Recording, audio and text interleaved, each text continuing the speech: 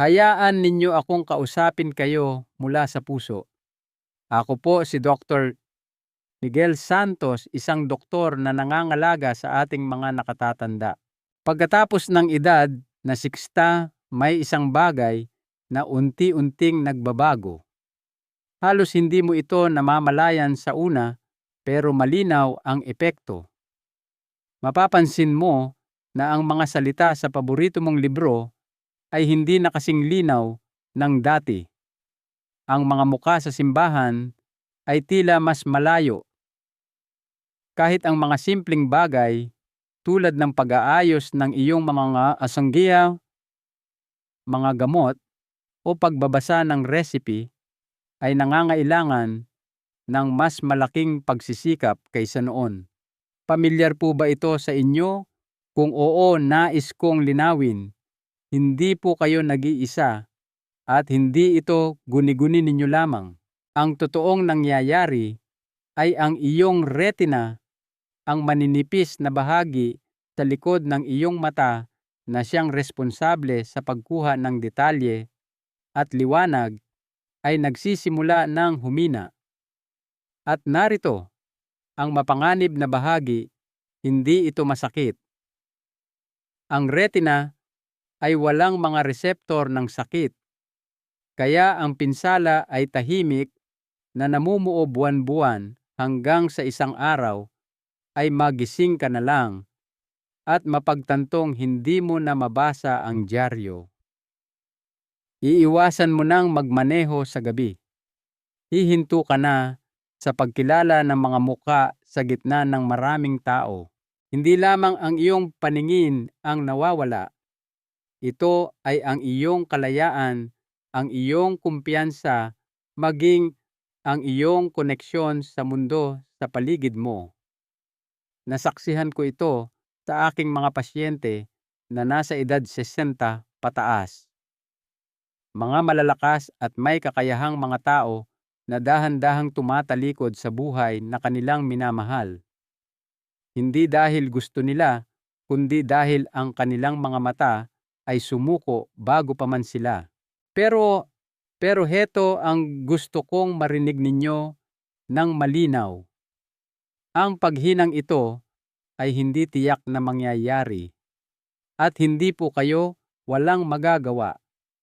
Sa katunayan, ang ilan sa mga pinakamabisang paraan upang suportahan ang inyong paningin pagkatapos ng edad 60 ay hindi matatagpuan sa isang bote ng gamot. Hindi ito magastos at hindi ito nangangailangan ng pagpunta sa parmasya. Ang mga ito ay nasa inyong kusina. Oo, totoo po. May 3 simpleng gulay na marahil ay nilagpasan ninyo na ng daan-daang beses na punong-puno ng eksaktong mga sustansyang kinakailangan ng inyong mga tumatandang mata. Mga sustansyang nagbabawas ng pamamaga, nagpapabuti ng sirkulasyon sa inyong retina at tumutulong na mapanatiling mas malinaw, mas komportable at mas nakatutok ang inyong mga mata sa natural na paraan. Kaya samahan ninyo ako dahil sa susunod na ilang minuto, tatalakayin natin ang bawat isa sa mga gulay na ito, kung paano sila gumagana at kung paano simulang gamitin ang mga ito sa pinakamadali at pinakanatural na paraan. At kung ito ang inyong unang pagbisita sa channel, huwag mag-atubiling mag-subscribe para sa mas marami pang praktikal na payo na tutulong sa inyong manatiling malusog at malaya isang maliit na ugali sa bawat pagkakataon. Magsimula na tayo. Dahil ang inyong paningin ay karapat-dapat ng isa pang pagkakataon at ganoon din po kayo. Hayaan ninyong magsimula ako sa isang gulay na madalas ay hindi napapansin, ngunit ito ay isa sa mga pinakamakapangyarihang kakampi ng inyong mga mata. Espinaca. Oo, ang simpleng madahong gulay na iyon na nakikita sa tindahan. Alam ko hindi ito ang pinakakapanapanabik na pagkain. Hindi ito nakalagay sa isang bote o may magarbong etiketa, ngunit para sa inyong mga mata, lalo na pagkatapos ng edad ito na marahil ang pinakamalapit sa isang natural na panangga para sa inyong retina. Kita ninyo ang espinaka ay puno ng dalawang napaka-espesyal na sustansya, ang lutein at zeaxanthin. Ang mga ito ay mga carotenoid, mga pigment mula sa halaman na lubos na inaasahan ng inyong retina. Gumagana sila na parang built-in na salamin sa mata sa loob ng inyong mga mata na sinasala ang nakapipinsalang asul na ilaw mula sa mga screen sikat ng araw at maging sa ilaw sa loob ng bahay. At tumutulong silang bawasan ang oxidative stress na isa sa mga pangunahing sanhi ng macular degeneration at paghina ng paningin habang tayo ay tumatanda. Ngunit heto ang bahaging hindi alam ng karamihan. Pagkatapos ng edad 60, ang inyong katawan ay hindi na gaanong mahusay sa paggawa at pagsipsip ng mga proteksyon na compound na ito. Kaya maliban na lang kung aktibo kayong kumakain ng mga tamang pagkain, ang inyong retina ay nagsisimulang humina kahit na bago ang grado ng inyong salamin. Iyon ang dahilan kung bakit madalas kong tawaging retinal reviver o pambuhay retina ang espinaka. Binibigyan nito ang inyong mga mata ng eksaktong bagay na tahimik nitong hinahanap-hanap ng hindi ninyo namamalayan. At hindi lang ito tungkol sa mga pigment.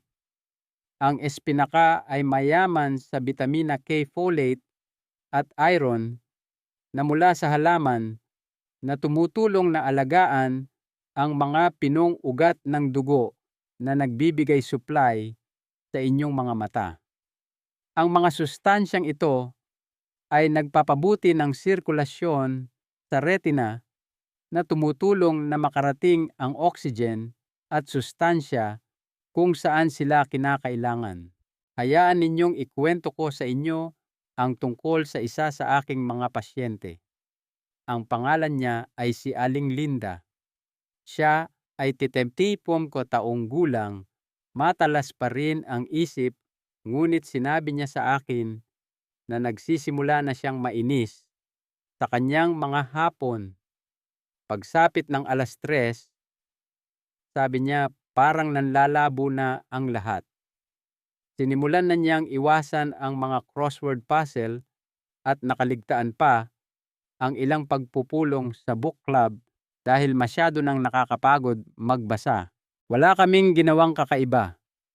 Ang tanging hiniling ko sa kanya ay magdagdag ng kalahating tasa ng lutong espinaka sa kanyang tanghalian 3 beses lang sa isang linggo. Minsan sa isang omelette, minsan sa sopas, minsan ay ginisa lang na may kaunting bawang at olive oil. Pagkatapos ng 3 linggo, bumalik siya na may luha sa kanyang mga mata. Hindi dahil perpekto na ang kanyang paningin, kundi dahil sabi niya, sa wakas nakakabasa na ako ng isang buong kabanata nang hindi kinukusot ang aking mga mata. Iyan ang kapangyarihan ng isang maliit at pinag-isipang pagbabago. Isa na nagpapakain sa iyong katawan ng eksaktong suporta na tahimik nitong hinihiling. At kung nag-iisip kayo kung paano magsisimula gawin itong simple, sariwa o frozen na espinaka pareho pong epektibo. Magdagdag ng 1 dakok sa inyong scrambled eggs, ihalo ito sa inyong kanin o ilagay sa isang smoothie na may saging at gatas ng almendras. Madali itong maihahalo. At tandaan, hindi ito tungkol sa pagiging perpekto. Hindi ninyo kailangang kumain ng espinaka araw-araw. Ilang beses lang sa isang linggo ay sapat na upang bigyan ang inyong retina ng suportang kailangan nito. Ngayon, pag-usapan naman natin ang isang gulay na sikat na sa kalusugan ng mata sa loob ng mas maraming dekada. Ngunit sa tingin ko, nakalimutan na natin kung gaano talaga ito kabisa. Ang tinutukoy ko ay ang mga karot. Oo, ang parehong malutong na kulay, kahel na gulay na sinasabi sa inyong kainin mula pa noong bata kayo. At alam ninyo ba, ang payong iyon ay totoo pa rin lalo na pagkatapos ng edad 60. Heto kung bakit. Ang mga karot ay mayaman sa beta-carotene, isang compound na ginagawang bitamina A ng inyong katawan. At ang bitamina A ay talagang mahalaga para sa maayos na paggana ng inyong mga mata. Ito ang nagpapanatili sa kornea, ang panlabas na bahagi ng inyong mga mata na makinis at malinaw. Sinusuportahan nito ang inyong retina sa madilim na lugar para mas komportable kayong makakita sa dapit hapon o kapag naglalakad sa isang madilim na pasilyo. At kasing halaga nito, tumutulong ito sa inyong mga mata na gumawa ng malusog na luha, ang natural na pamamasa na nagpapanatili sa inyong paningin na malinaw at sa inyong mga mata na komportable. Kita ninyo maraming mga senior na nakakausap ko ang hindi namamalayan na ang kanilang pagod at mahapding mga mata sa hapon. Yung pakiramdam na parang may buhangin sa ilalim ng talukap ng mata, hindi lang iyon tanda ng pagtanda. Madalas iyon ay isang kakulangan sa bitamina A na nagpapakita sa ibang anyo. Hayaan ninyong ikwento ko sa inyo, si Mang Carlos isa sa aking matagal ng pasyente. Siya ay 72 taong gulang, mahilig magbasa, at may tahimik na gawain tuwing gabi sa malumanay na musika at ang kanyang mga paboritong nobelang misteryo. Ngunit nitong mga nakaraang araw, sabi niya, ay hindi na siya makalagpas ng 2 kabanata nang hindi kinukusot ang kanyang mga mata. Pakiramdam niya ay lumalangoy ang mga salita at pagsapit ng 8:00 ng gabi, kailangan na niyang huminto. Sinuri namin ang kalusugan ng kanyang mata, walang impeksyon, walang malalaking pagbabago, mga banayad na senyales lang ng pagkatuyo at maagang pagkapagod ng retina. Kaya sinubukan namin ang isang simpleng bagay. Kalahating tasa ng lutong karot kasama ng hapunan 3 hanggang 4 na beses sa isang linggo. Yun lang. Pwedeng steamed inihaw o dinurog sa sopas. Hindi mahalaga kung paano. Ang mahalaga ay ang pagiging tuloy-tuloy. At alam ninyo ba, sa kanyang susunod na pagbisita, sinabi sa akin ni Mang Carlos na natapos niya hindi lang 1 kundi 3 nobela sa buwang iyon. Walang pagpikit-pikit, walang paghinto, walang hapdi. Sabi niya, para bang sa wakas ay nakahabol na ang mga mata ko sa buo kong katawan. Ngayon, hindi ito nangangahulugang mahika ang karot, ngunit binibigyan nito ang inyong mga mata ng pangunahing panggatong na matagal na nitong kinukulang. At ang pinakamagandang bahagi, hindi ninyo kailangang masyadong isipin. Idagdag ang karot sa inyong nilaga, ihawin ito na may kaunting olive oil, ihalo sa isang smoothie na may orange juice at luya. Gawin lang itong bahagi ng inyong ritmo. At kung kumakain na kayo ng karot, paminsan-minsan, mabuti iyan. Ngayon, oras na para gamitin ito ng may intensyon. Dahil pagkatapos ng edad 60, kahit ang maliliit na sustansya ay gumagawa ng malaking pagkakaiba kapag ibinibigay ng tuloy-tuloy. Susunod pag-uusapan natin ang isang gulay na hindi gaanong nakakakuha ng pagkilala.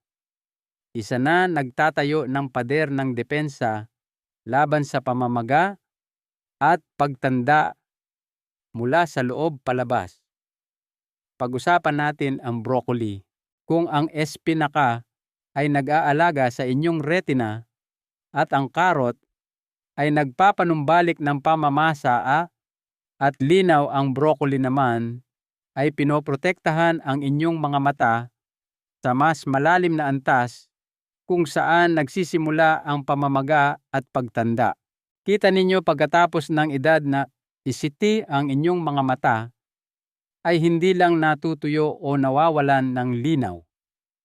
Nakaharap sila sa isang patuloy na pag-atake mula sa isang bagay na tinatawag na oxidative stress. Isipin ninyo ito na parang mabagal na pagkakalawang maliliit na pinsala na nangyayari sa loob ng inyong mga selula araw-araw.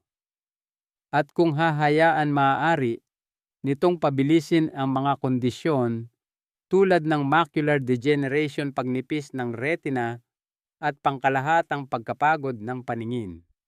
Dito pumapasok ang broccoli. Ang broccoli ay mayaman sa sulforaphane, isang compound na nakabatay sa sulfur na nagpapagana sa sariling panlaban sa lason ng inyong katawan. Hindi lang ito nagbibigay ng mga antioxidant. Tinutulungan nito ang inyong mga selula na gumawa ng sarili nilang panlaban. Nangangahulugan iyon ng mas malalim na proteksyon, lalo na sa mga tissue tulad ng inyong retina, kung saan ang pamamaga ay dahan-dahan at tahimik na nabubuo. At hindi ito tumitigil doon. Ang broccoli ay puno rin ng lutein, vitamina C at zinc, mga sustansyang sumusuporta sa maliliit na ugat ng dugo na nagpapakain sa inyong mata. Kapag ang mga maliliit na ugat na iyon ay nananatiling bukas at nababaluktot, ang oxygen at sustansya ay makakarating sa mga bahagi ng inyong mata na pinakakailangan nito. Mas maraming sirkulasyon ay nangangahulugan ng mas maraming paggaling at mas malaking pagkakataon na mapreserba kung ano ang mayroon pa kayo. Naalala ko ang isa sa aking mga pasyente, si Aling Evelyn. Siya ay 78, kumakanta sa koro ng kanilang simbahan at nagbe-bake pa rin ng pinakamasarap na banana bread na natikman ko. Ngunit may sinabi siya sa akin isang hapon na tumatak sa akin. Hindi ko na makita ang mga muka sa likurang hanay. Hindi ito pagkabulag. Ito ay ang kanyang contrast sensitivity, ang kanyang kakayahang makita ng malinaw kapag ang mga bagay ay hindi perpektong naiilawan, ay humihina. Hindi namin binago ng husto ang kanyang pagkain. Hindi kami kumuha ng suplemento. Nagdagdag lang kami ng steamed broccoli sa kanyang tanghalian 2 beses sa isang linggo. Isang maliit na bahagi na inihain ng mainit-init na may piga ng lemon at isang patak ng olive oil. 3 linggo pagkatapos dumating siya na nakangiti. Hindi pa rin ako perpekto, sabi niya, pero nasusundan ko na ulit ang liriko ng mga himno. Hindi na ako nawawala sa kalabuan. Minsan hindi ito tungkol sa paghabol sa kabataan. Ito ay tungkol sa pagbawi sa maliliit na kagalakan na nagpapadama sa buhay na parang ikaw ulit. Kaya kung ang broccoli ay nawawala sa inyong mga pagkain, ngayon na ang oras para ibalik ito. Maaari itong ihawin, i-steam o ihalo sa sopas. Ang frozen na broccoli ay kasing epektibo ng sariwa. At hindi ninyo kailangang kainin ito araw-araw, sapat na ang tuloy-tuloy na pagkain para makabuo ng depensa ang inyong katawan. Ngayong nalaman na ninyo ang tungkol sa tatlong gulay na ito, espinaka, karot at broccoli, maaaring nagtatanong kayo, paano ko ba ito gagawing bahagi ng aking buhay? Iyan mismo ang pag-uusapan natin sa susunod. Dahil ang isang makapangyarihang pagbabago ay hindi nagsisimula sa isang mahigpit na dieta. Nagsisimula ito sa isang simpleng gawain. Sa puntong ito, maaaring nag-iisip kayo, paano ko ba ito gagawin sa aking pang-araw-araw na buhay? Ang totoo, hindi ninyo kailangang kumain ng espinaka tuwing umaga o magkaroon ng broccoli sa bawat pagkain. Hindi iyon makatotohanan. At higit sa lahat, hindi ito kinakailangan. Ang kailangan ng inyong mga mata ay ang pagiging tuloy-tuloy, hindi pagiging perpekto. Kita ninyo, pagkatapos ng edad 60, mas mahusay na tumutugon ang inyong katawan sa banayad at paulit-ulit na suporta kaysa sa biglaan at matinding pagbabago. Ilang servings lang ng mga gulay na ito na nakakalat sa buong linggo ay maaaring lumikha ng tunay at nakikitang pagbuti sa pakiramdam at paggana ng inyong mga mata. Siguro ay masisiyahan kayo sa espinaka sa omelette 1 beses o 2 beses sa isang linggo. Siguro ay mag-i-steam kayo ng karot kasama ng hapunan tuwing Sabado't Linggo o magdaragdag ng broccoli sa isang sopas o ginisang ulam sa kalagitnaan ng linggo. Hindi ninyo kailangang baguhin ang buong dieta ninyo. Kailangan ninyo lang tingnan kung ano na ang inyong kinakain at humanap ng isang pagkakataon para magdagdag ng suporta. Minsan sinabi ng isa sa aking mga pasyente, wala akong binagong anuman. Isinisingit ko lang ang mga ito kung saan ako puwede. At sa paglipas ng panahon, naging malinaw ang pagkakaiba literal. Iyan ang kapangyarihan ng isang tahimik na ugali. Hindi isang reseta, hindi isang suplemento, kundi isang maliit, pinag-isipang desisyon na inuulit ng may pag-iingat. Kaya ngayon, hinihikayat ko kayo, bago ninyo isipin kung ano ang aalisin sa inyong dieta, tanungin ang inyong sarili, ano ang maaari kong dahan-dahang idagdag, dahil minsan ang paggaling ay hindi nagmumula sa pagbabawal. Nagmumula ito sa pag-aalaga. At sa ating huling bahagi, gusto kong ipaalala sa inyo kung bakit mahalaga ang pagsisikap na ito. Kung bakit ang pag-aalga sa inyong mga mata ay hindi lamang tungkol sa kung ano ang inyong nakikita. Ito ay tungkol sa kung paano kayo nabubuhay. Kung kasama ko pa rin kayo hanggang ngayon, mula sa kaibuturan ng aking puso, maraming salamat po. May mahalaga itong sinasabi sa akin, na kayo ay nagmamalasakit. Nagmamalasakit kayo sa inyong kalusugan, sa inyong kalayaan, sa inyong kakayahang patuloy na makita ang mga tao at sandali na nagpapaganda sa buhay. At gusto kong malaman ninyo, ito hindi pa huli ang lahat. Hindi para sa inyong mga mata, hindi para sa inyong katawan, hindi para sa inyo. Oo, nagbabago ang paningin sa pagtanda. Oo, may mga araw na ang mundo ay parang mas madilim o mas malabo kaysa dati. Ngunit hindi iyon nangangahulugan na kailangang manatili itong ganoon. Hindi ninyo kailangang maghintay ng isang diagnosis para kumilos. Hindi ninyo kailangang katakutan ang hinaharap dahil minsan ang pinakamakapangyarihang pagbabago ay nagsisimula sa isang bagay na kasing simple ng isang kutsarang espinaka, isang gilid ng karot o ilang piraso ng broccoli sa inyong plato. Hindi ito tungkol sa paghabol sa perpektong kalusugan. Ito ay tungkol sa pagpili na mag-alaga sa maliliit at tahimik na paraan na pinakamahalaga. Ang inyong mga mata ay kasama ninyo pa rin. Patuloy pa rin silang nagsisikap araw-araw upang panatilihin kayong konektado sa mundo.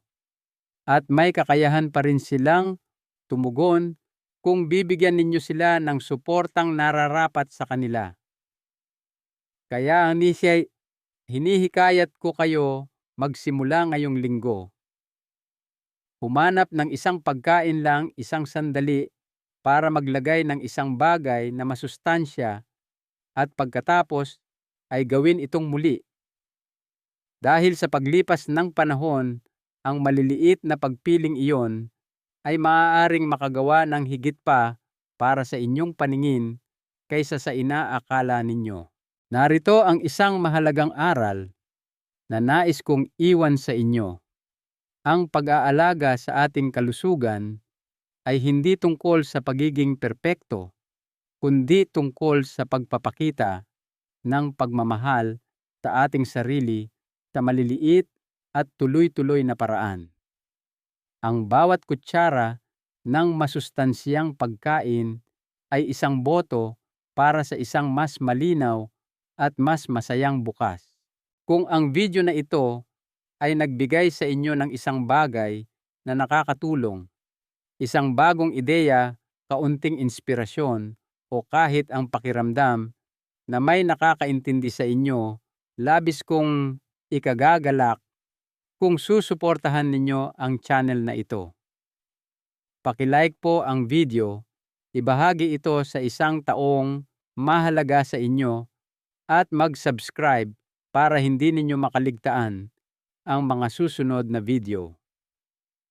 At kung sinusubukan na ninyo ang mga gulay na ito o malapit ng subukan, mag-iwan po kayo ng komento sa ibaba.